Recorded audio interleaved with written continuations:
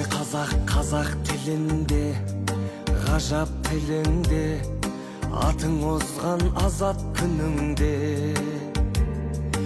Ана тілін білмегеніңде, өз-өзіңді мазақ қылуде. Қазақты бірге, қазақтығың қазақ тіліңде, ғажап дініңде.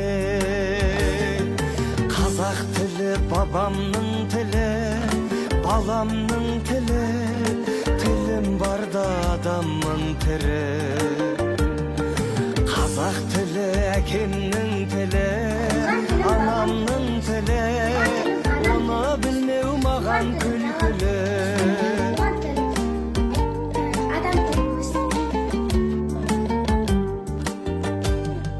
Мейлі қазақ бақ шауып тұрсын, бап шауып тұрсын.